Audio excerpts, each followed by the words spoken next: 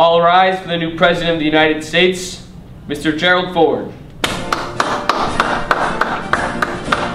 So, Mr. President, what do you plan to do in your first term? Well, first, we need to whip inflation now. What do you mean? I mean, whip inflation now. How do you plan to do that, Mr. President? By selling t-shirts and merchandise, of course. Before you know it, everyone will be whipping inflation now. Well, how do you plan to get rid of inflation? I haven't really figured that part out yet, but you know, a little PR never hurts. Don't you think you should make a policy to create a backbone for your plan? Don't crap on my groove. Even when I played football for Michigan, the coaches weren't on me this much. Gosh. Oh my God, we should have kept Nixon. What was that? Nothing, Mr. President. I'm just letting you know I didn't choose this job. Then Nixon chose me to be president. Just like the Thug Life, sir? What? Nothing, Mr. President. Pull up my car. I need to make an announcement to the nation. Live from Wilson High School, it's Nolan Night Live. Rolling, rolling, rolling, rolling, rolling, rolling, rolling, rolling, rolling, rolling, rolling, rolling,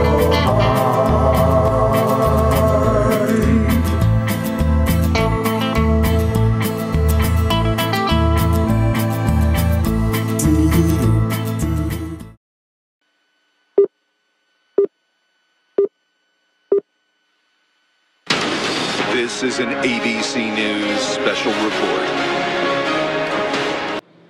Ladies and gentlemen, we have a developing story in our newsroom. We have recently discovered of the USSR making a pact with Cuban leader Fidel Castro to make a nuclear weapons arsenal aimed at the United States of America. This creates a stalemate between the two largest world powers on Earth. It also opens up a future for mutually assured destruction. Tensions are running high in the White House as President John F. Kennedy is pleading with Nikita Khrushchev to ease the threat of annihilation.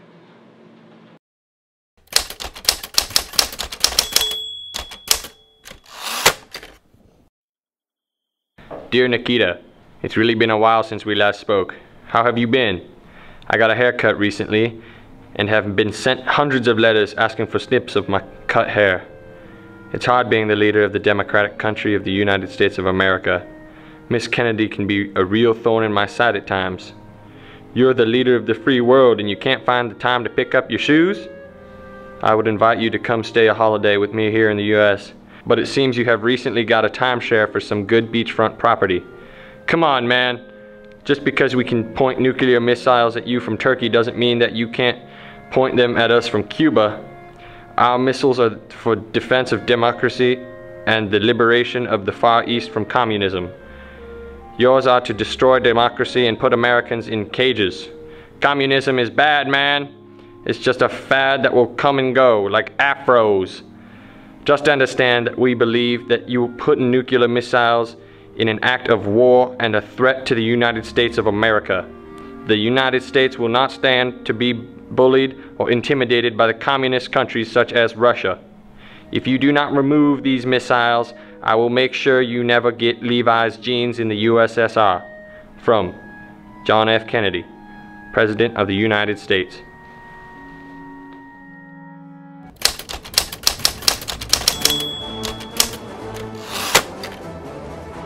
Dear John, with Russia placing the missiles in Cuba, we ensure the safety of the Far East from any form of democracy.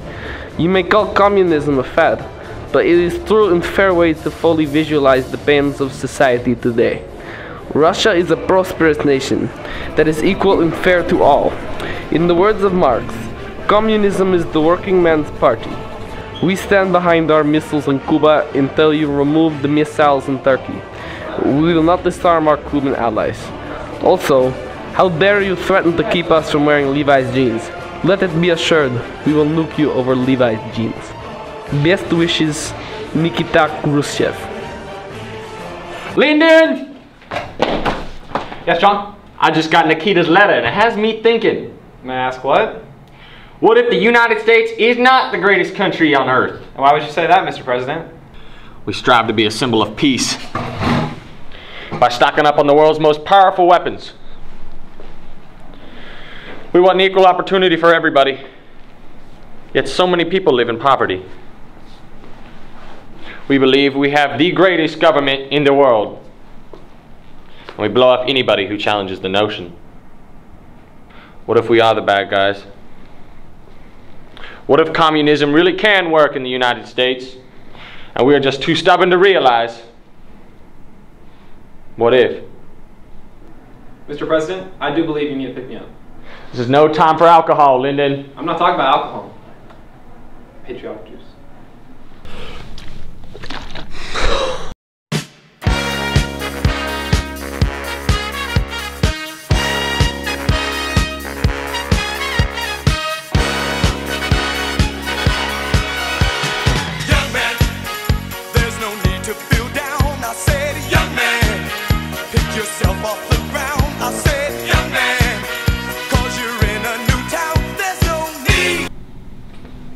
So we bomb them then?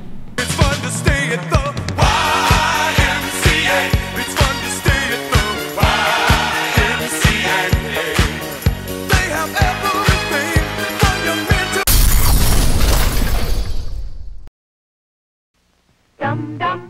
to. Fires and cars are dangers in everyday life, but we have drills to protect ourselves from such accidents. But do we have those same drills in place for when the evil communists bomb the United States of America? That is why we can jest. Here is an example. Dude, I just caught a legendary Pikachu, dude. No, dude, it's legendary Pikachu. It's shiny Pikachu, dude. Dude, I caught a dark Raichu, dude. A dark Raichu, dude? Yeah.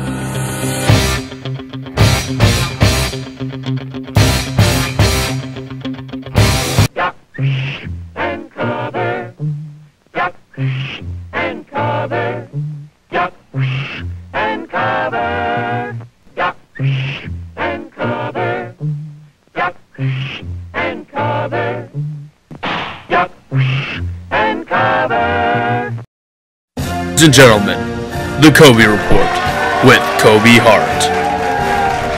How's it going, ladies and gentlemen? Welcome to the show tonight. If it's your first time tuning in, it's probably your last, until, that is, the reruns 10 years from now, which you probably still won't watch. Tonight we have a special guest interview, Richard Nixon. Hello, Mr. President. How are you? Fine, fine. That's great. Let's talk about how there's a rising population of homosexuals in the United States. How do you feel about that? You don't like them very much, do you? No, not really. Can we talk about my No, Mr. President. Let's take a listen. To glorify on public television homosexuality. You ever see what happened? You know what happened to the Greeks? Homosexuality destroyed it. Sure, Aristotle was a homo. We all know that. But with Socrates, he never had the influence of television. Yeah. The last 6 Roman emperors were fags. You see, homosexuality, immorality generally, these are the enemies of strong societies. That's why the communists and the left-wingers are pushing each other. So, were the last 6 Roman emperors actually homosexuals? Because I thought giant orgies with wine and women were a pretty straight thing to do. Is that not true? I mean, you can agree with me on this, right? As a host of a satirically conservative talk show, I would say that the best way to cure homosexuality in the United States from threatening the conservative way of life is to spread Christian ideals, is it not? I mean, yes, I agree. Christianity. So, Mr. President, getting on one knee, taking a sip of wine, and accepting the body of a man into your mouth is the best way to cure homosexuality. No, not really. Hallelujah! We have cured gayness. Now that that's over with, tell me about the inside of the Democratic National Committee headquarters. I don't know what you're talking about. Oh, come on, Mr. President, you can open up to me. Okay, a few friends might have told me a little bit, you know. Well, you heard it first here, America. Richard Nixon's a crook! Thanks a lot, Kobe. Now I have to go start writing my resignation speech. Don't want to be the first president to be impeached. All right. We'll see you later, Richard. See you next time, America, and thank you for watching this episode. And yeah. The Kobe Report with Kobe Hart.